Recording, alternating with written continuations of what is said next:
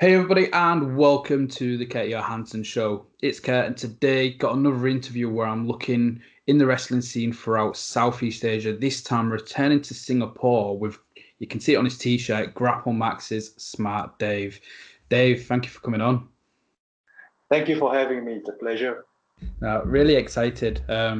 From people like you getting recommended that he's somebody that I should be reaching out to try and do these series of interviews. And again, you've been supportive of the other ones. I know you quoted my Man the Kid interview announcement, which will be released by the time people listen to this. They'll still be out. But no, so again, thank you for the support as well.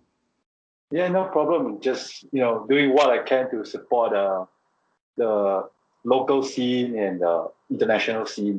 Gotta help each other out.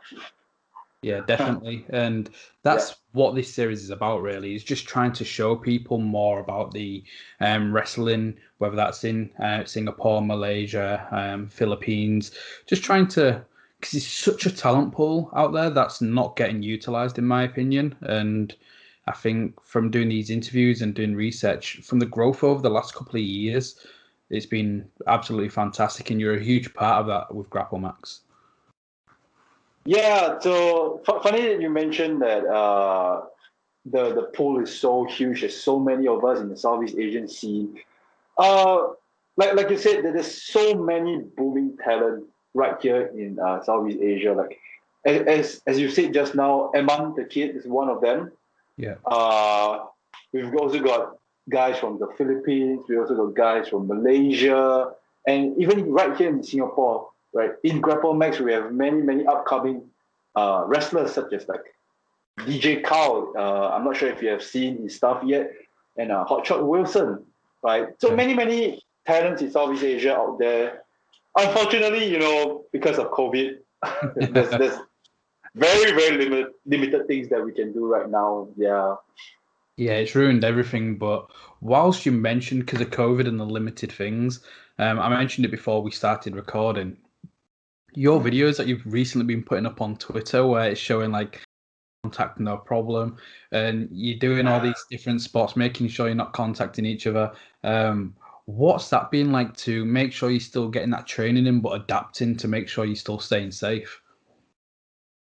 So I think that the concept is it was a really rough concept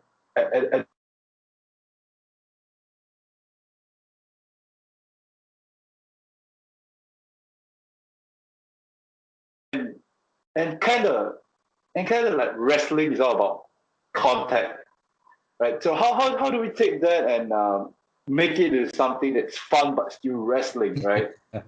Let's just do the opposite. Let's just try not to touch each other, right? Yeah. So I mean, everything we do is at the baseline still basic, right? Because I'm in there, maybe I can do a little bit more, but for our students, it's always doing the basic stuff, but doing it right and doing it nice. Yeah. So yeah, so that was the basis going around. That was the thought that was going in my head. So why not just have some fun? Can't do anything else at this point. Yeah, 100%. Yeah. And we'll get into like your coaching and the training side of things shortly, but take it back to yourself. Like, what was your first introduction to wrestling, and when did you think, you know what, I want to do this? Even though essentially the scenes in Singapore or around your area when you're starting out may not have been that great. Okay, so the first time I actually watched wrestling is back in I believe it's 2005. Yeah. And ironically I'm so sorry. Ironically, it was my first match was Eddie Guerrero's last match. Oh wow. Shout out to Eddie. His birthday was like today. Yeah. Yeah. So it was his last match with Mr. Kennedy, I believe. So to me, it was really entertaining at that point in time, and it really caught my attention. It's like, hey, why is that guy cheating and he got away with it?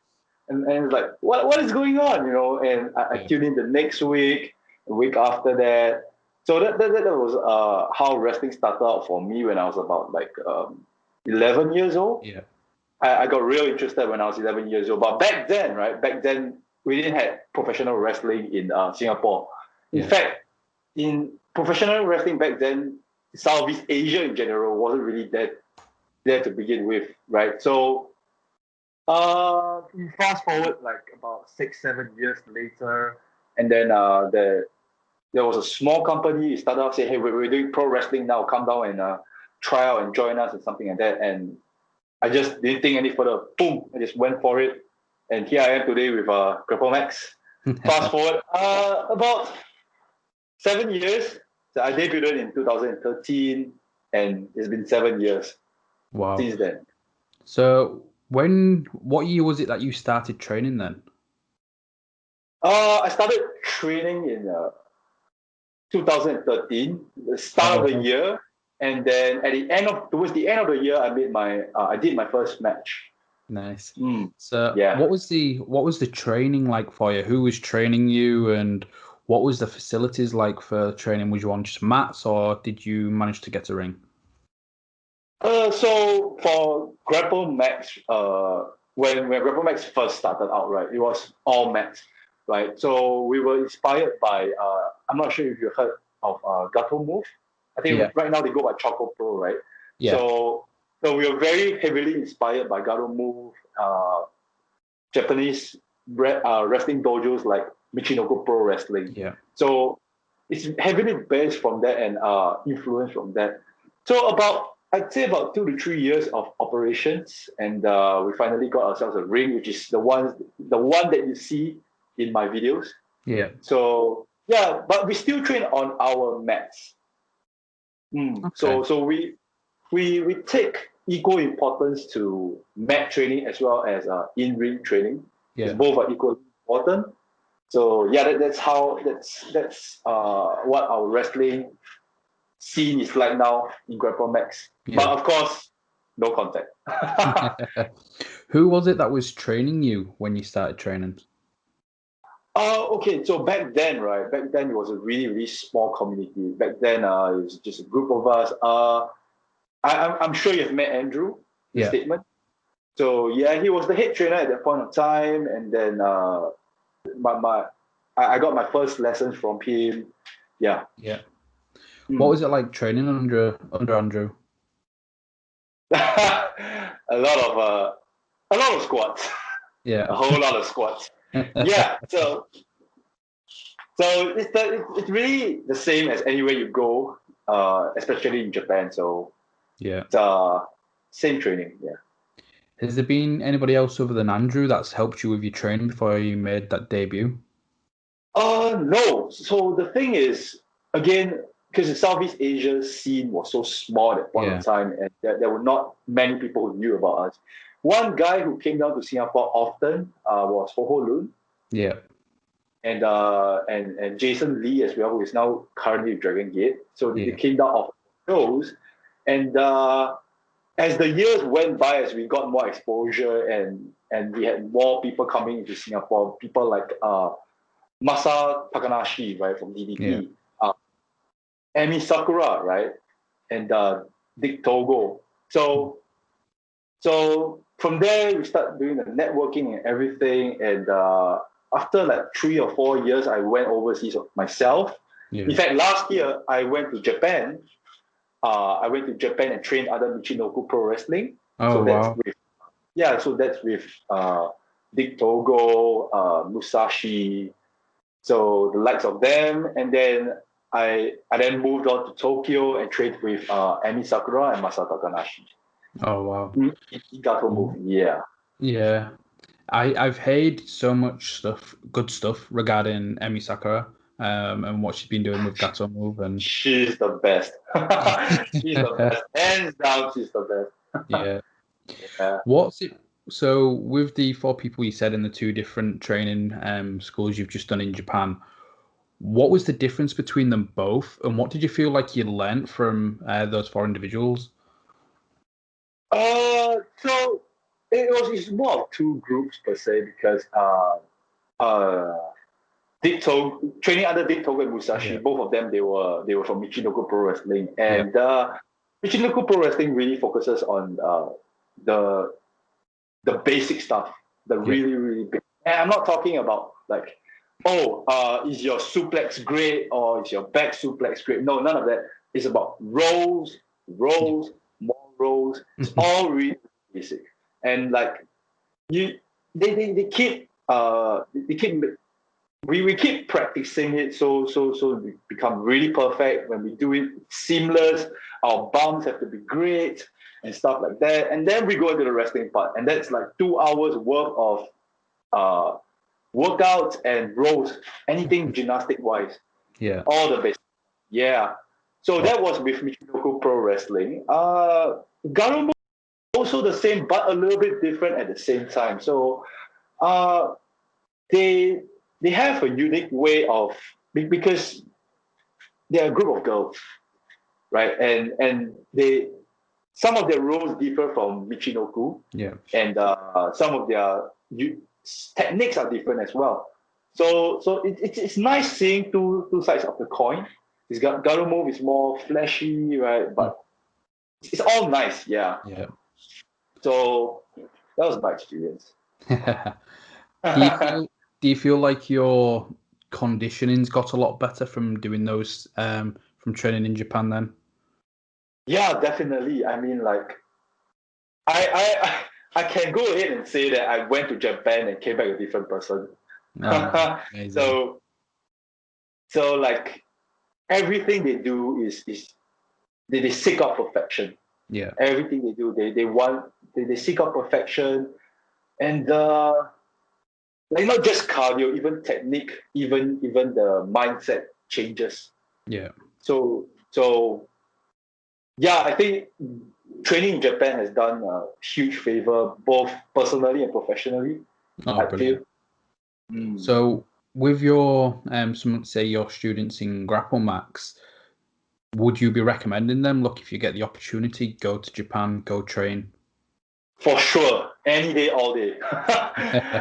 When I came back from Japan, the first thing I told them was, guys, you gotta go there and train, right? Pack your bags, invest some money.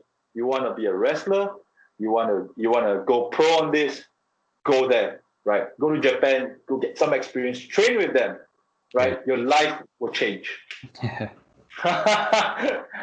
So going to that first match then, so you started training at the beginning of the year. By the end of the year, you're doing your first match. What was that like, actually putting everything you've learned into a match in front of maybe if it's friends, family, or audiences? What was that like for you?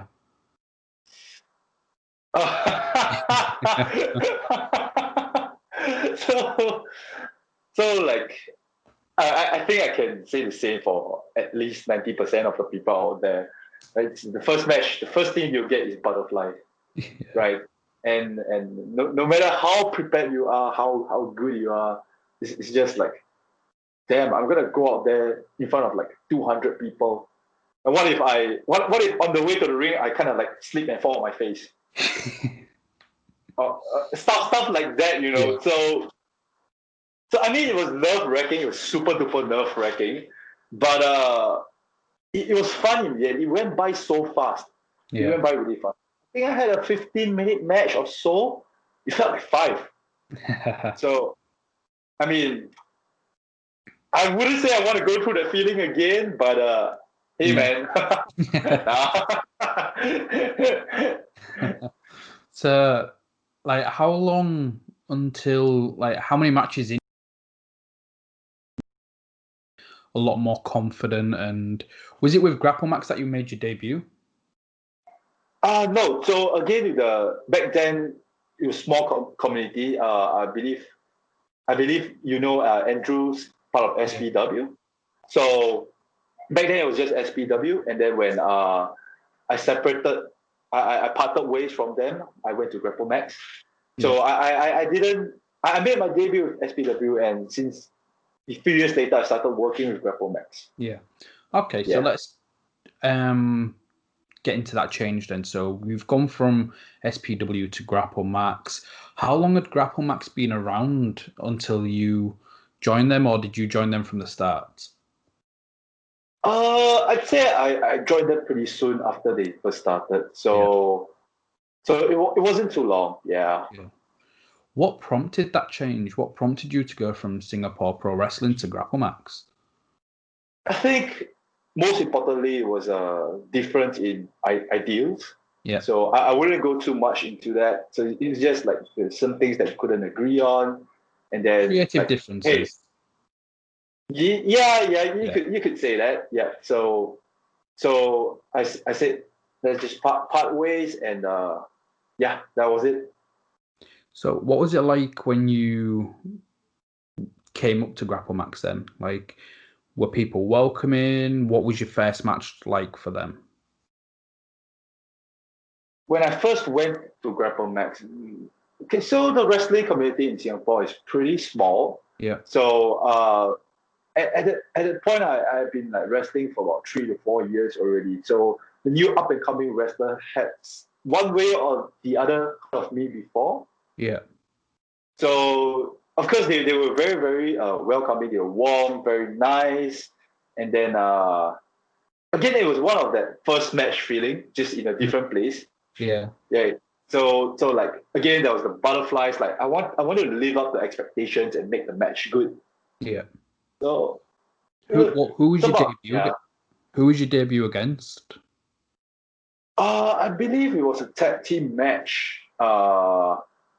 It was me and one of our wrestlers called Jackson Yeah. against Wildfire Remus and another one of our students.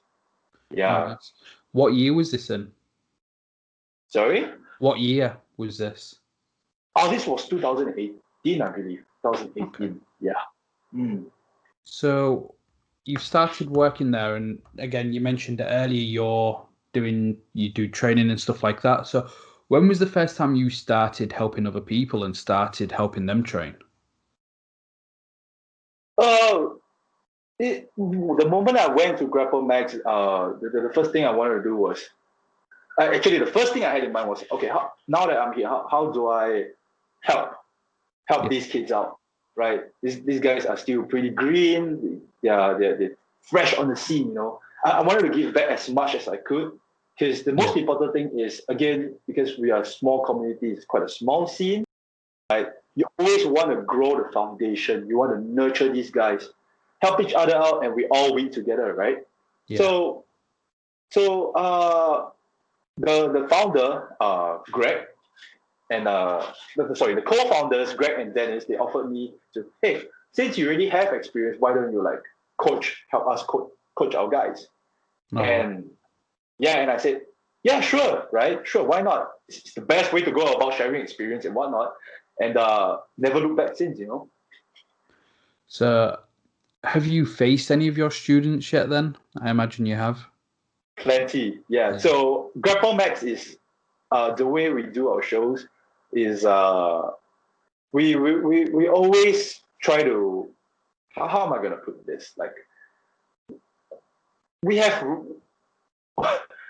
one way or the other wrestle each other. You know what I mean? Yeah. You like to keep it internal and then try and promote your academy. Yeah, we promote our own guys. Yeah, we try our best to promote our own guys. Every once in a while, we have guests. Yeah. Right, guests down. We have guests from Taiwan, from Thailand, and again, the names I mentioned just now, Emi Sakura, Dick Togo. Dick Togo is our head advisor. Yeah. For GrappleMax. So he's also one of them who's been here. Some wrestlers from Michinoku as well, like Rui Hyugaji and Musashi, as I mentioned just now. So we have guests coming down for our bigger events, but most of the time it's an internal affair. We wrestle with each other. We try to help each other out. Yep. Yeah. What was the first match you had with somebody you've helped train? Because I imagine it felt pretty surreal standing across from your student. So I think it didn't take too long for that to happen, because back then in 2018, the trainers, right, namely myself, Dennis, and Greg, we would do what are called graduation matches. Yeah. So it is when a grade 0 student turns into grade 1 and makes his debut. So So we had a batch of students who turned grade 1 back then, and I was working with Wilson, who now goes by Hotshot Wilson. Yeah. So it was pretty soon. It didn't take too long. The experience was, I mean, experience is great. Experience and something different. It's like, hey, I trained this guy. I helped train this guy. And it's a really funny. Yeah, it's a really funny experience. But it was fun. So was that the same circumstances as I think it might have been your last match with GrappleMax against Christian? Because I know it was his debut, so was it his graduation match facing yourself? Correct. Yeah. Exact same thing. Yep. So how did you feel Christian did? I know the like the commentators and the presenters, they was hyping him as being this athletic, very athletic wrestler with a gymnastics background, and again, you've got the strength, you've got the experience. How was that match for your last one? Professionally, it felt definitely in any match, no matter how good your match is, 5 stars, 6 stars, Dave Meltzer style, there's still room. There's still room for improvement. So I always see my matches as, hey, there's something I can improve on, and good or bad, there's always something to improve on. From a personal standpoint, from a coach standpoint, be it Christian or any other grade 1 students that I've taken, I feel like a proud father. Definitely. Yeah, so. So one thing again during the research, I know I'd seen you pop up at there was NYPW, and the belts have popped up with GrappleMax with the AWGC titles. Yeah. What is the AWGC and why are these championships on all these other shows? It's something that I've not really looked into yet. Okay, so AWGC Junior Heavyweight Championship. So AWGC stands for Asian Wrestling Grand Crown. So it's a title that's exclusive to Hong Kong Wrestling Federation, HKWF. Yeah. So that's run by Ho Lun. Yeah.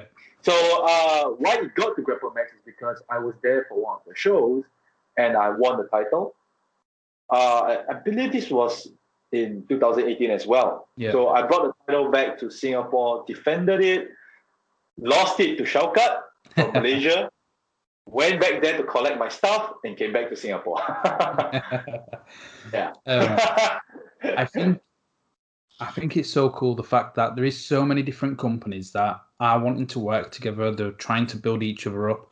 Obviously, you may have some companies that may not want to work with each other, but that's fine. But like perception of everything is everybody wants to try and help and uplift, and I think you mentioned that earlier. So I think with Hong Kong Pro Wrestling Federation and Ho Lun, obviously the things he's achieved, and everybody I speak to is like, Ho Lun's helped with this, Ho Lun's helped with that, and rightly so. I think it's a cool concept to have those championships jumping around these different promotions, because I believe you've held the tag team championships as well. Yeah. Yes. Yeah. So do you feel like that's something you'd want to see continue, especially in like 2020, 2021, to have a belt that kind of resembles the full Southeast Asian wrestling scene?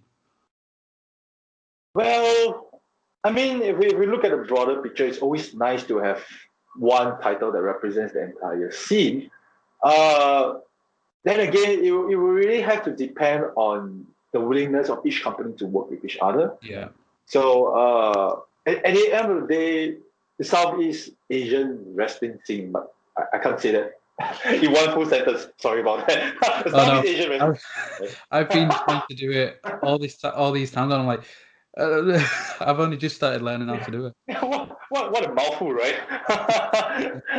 So like again, we're all trying to grow individually, right? So I would deny the possibility of something happening like that in the future, right? But I'd say that it'll be nice to have something like that in the future. Yeah. For all you know, WWE is gonna come in and buy all of us out. For all you know.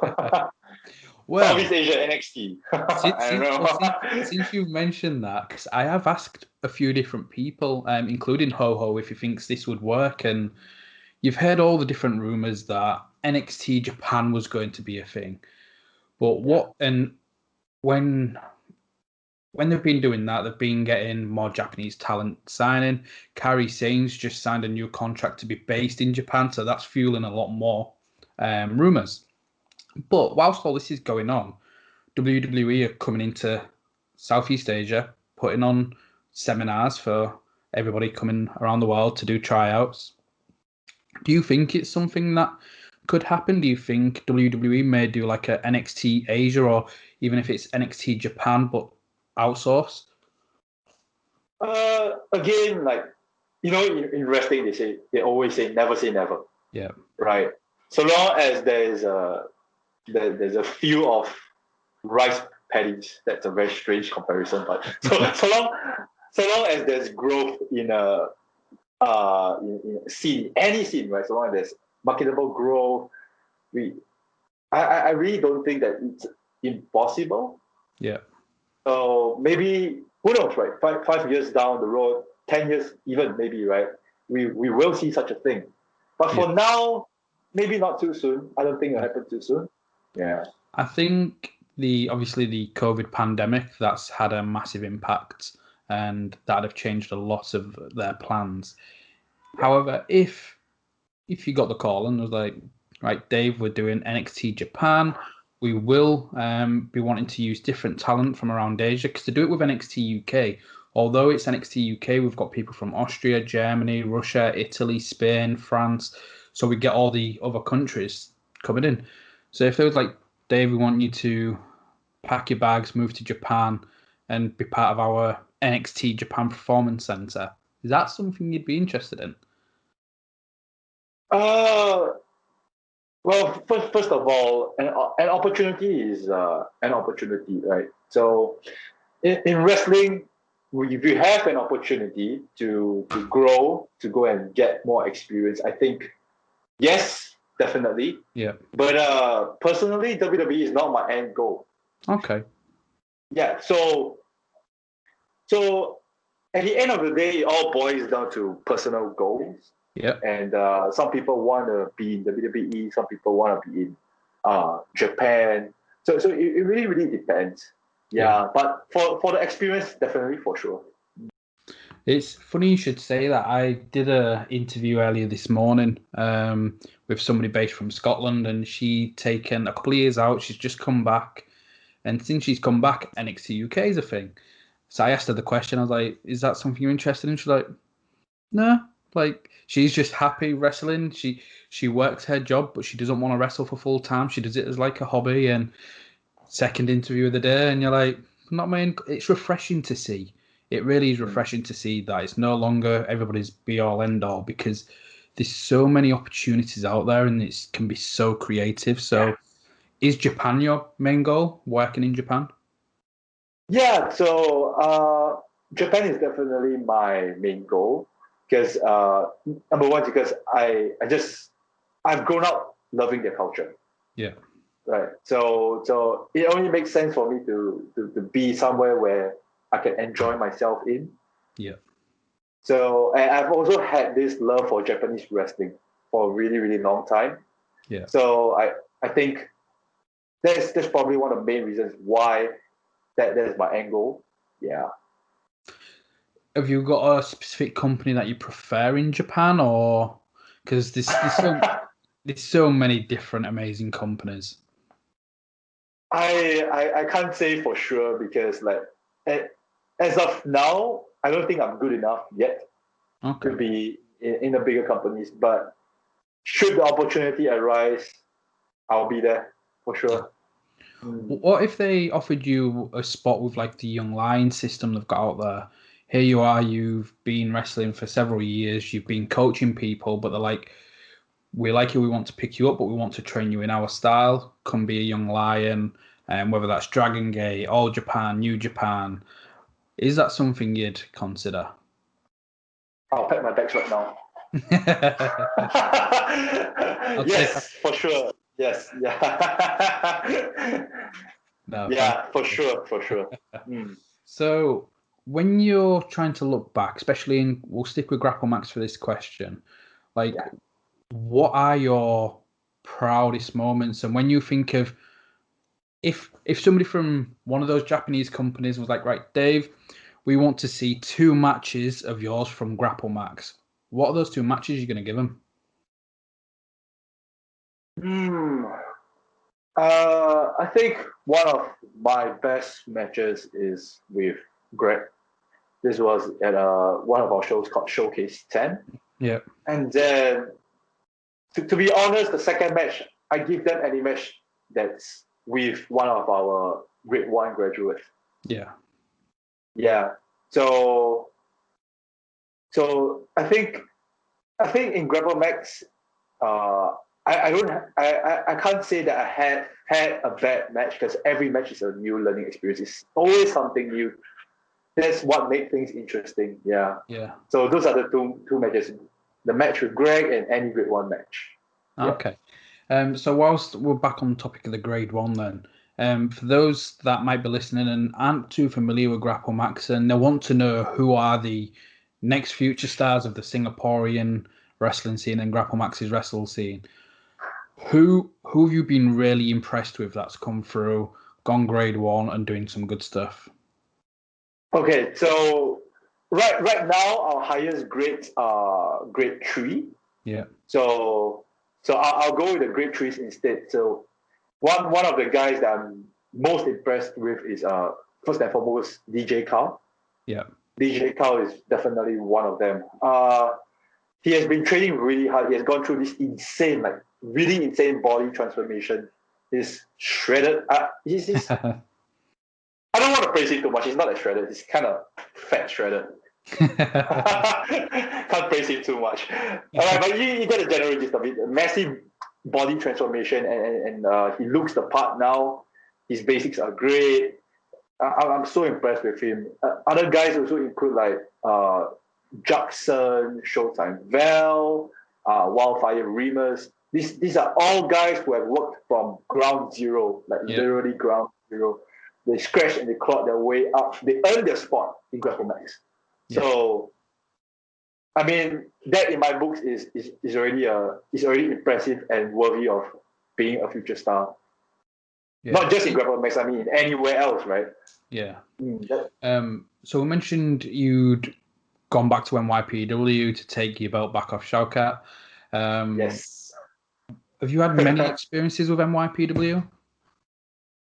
Yeah. In fact, I believe my first overseas match was with my PW, Malaysia Pro Wrestling. So to me they are really friendly neighbors just across the causeway.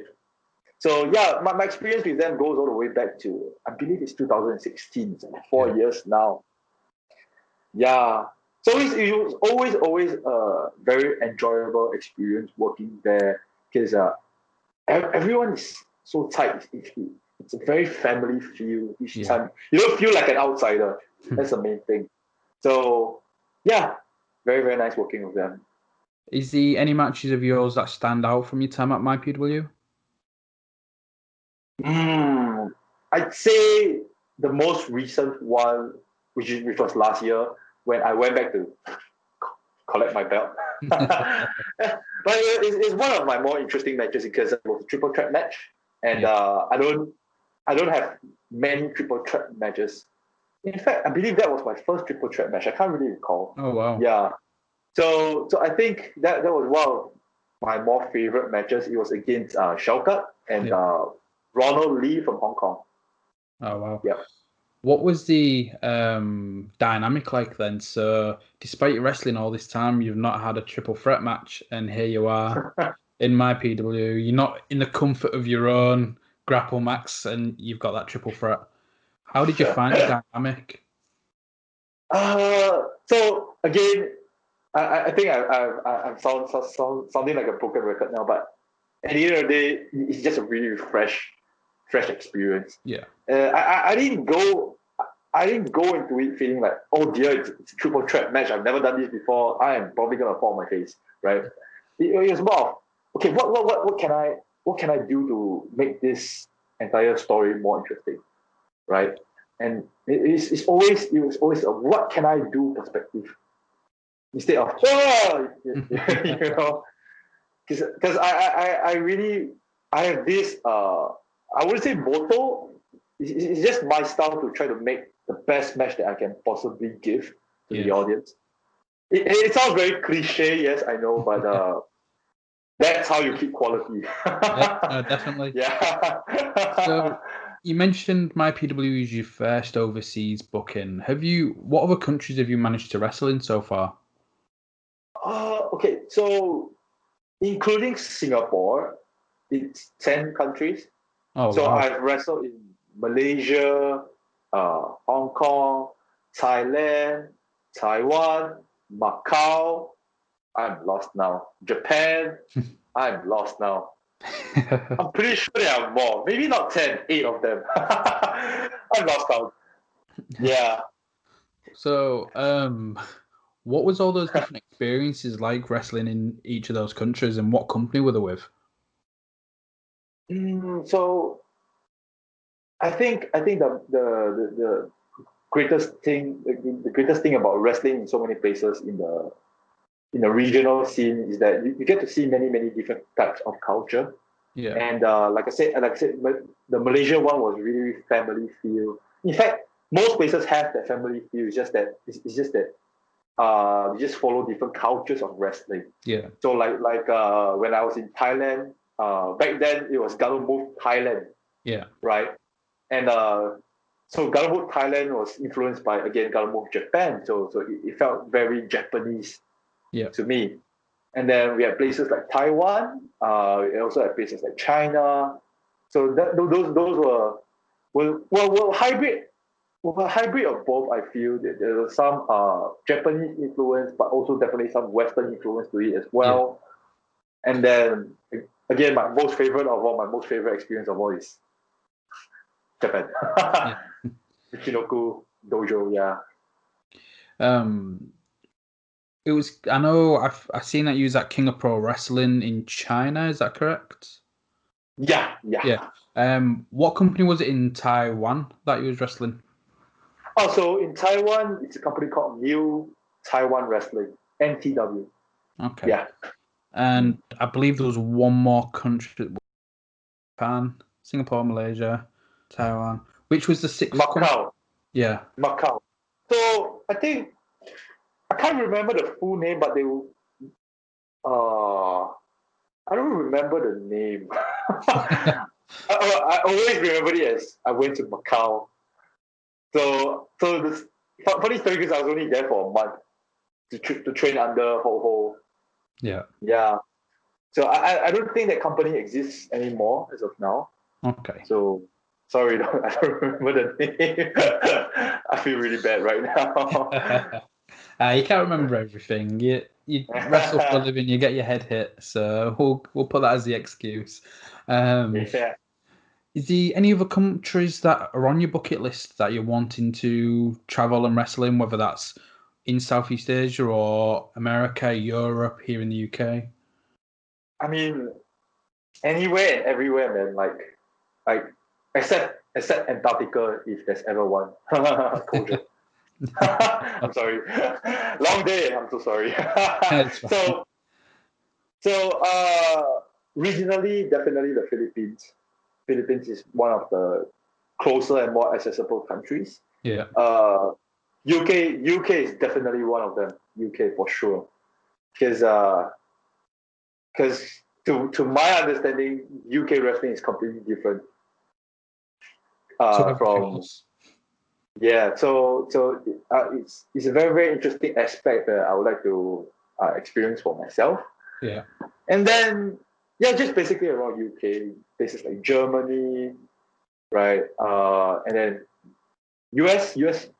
Yeah. That's one on my bucket list as well. Everywhere and anywhere, I'll You just want to go go. everywhere. Yeah. So we've mentioned like your goals, which normally that's how I normally wrap things up. So it's a bit weird not having that as the ending one. But is there anybody left in particular that you are wanting to get in the ring with when COVID allows it to happen? Yeah, I mean, like here comes the dream opponent question. Yes.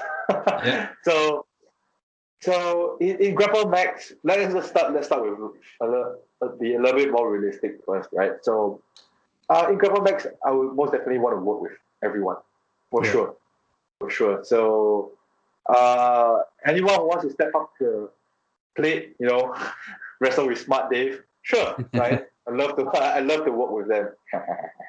So dream opponents, right? I got a few. So one of them is this wrestler from New Japan, Tomohiro Ishii. Oh yes. Yes, so I love I love Ishii. He's amazing. Guys like Ishii, Taiji, and Goto. Yeah. Those are the guys that I really really dream to wrestle with one day. I Yeah. think the only one that I've seen wrestle live is Ishii when he came over to the UK.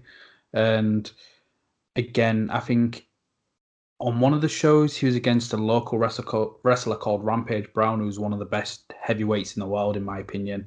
And those two just absolutely killed it. It was so good.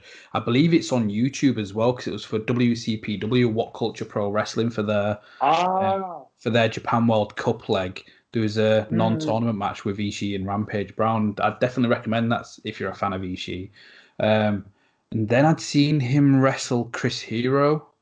Um, that was that was a good match. I remember speaking to Chris Hero the day later, and he showed me his elbow. So as he's hit him on the elbow, and Ishii's just put his head down, his elbow's just gone black all around here because his head is actually that hard.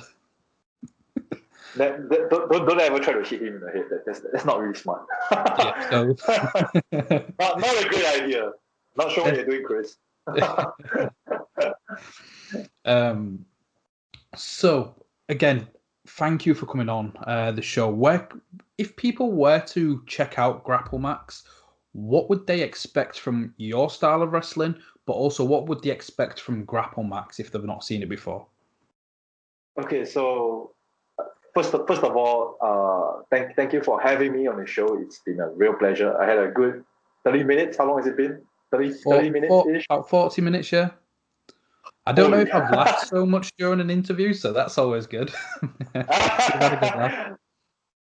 Always glad to entertain. Yeah. Okay, so to the question of GrappleMax, I mean, mat wrestling is not something that's very renowned at the moment. It's not a worldwide phenomenon, right? When you talk wrestling, the first thing you think about is wrestling ring, right? So right now, if anyone who's checking out GrappleMax, I mean, be prepared to see quality mat wrestling matches. Yeah. What a mouthful again.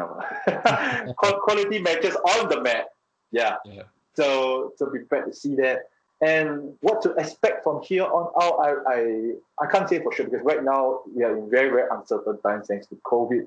But right, we have a ring.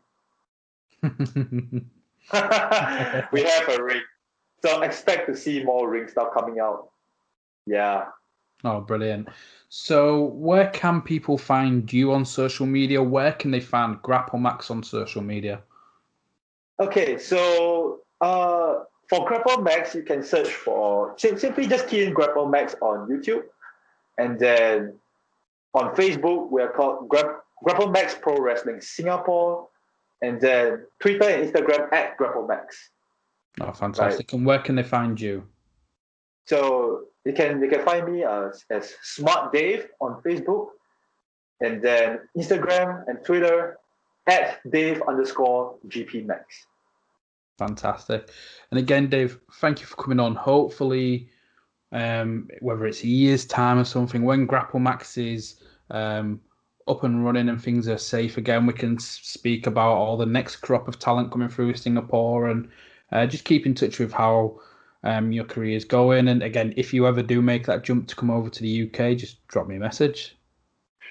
I will for sure. Good man. Catch a coffee.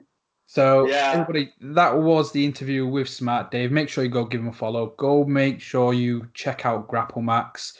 And if you've liked this, hit like, hit subscribe. Brilliant. Like it.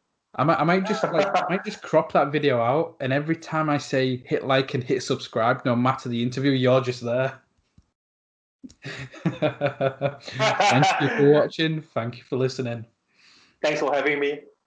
Friday morning.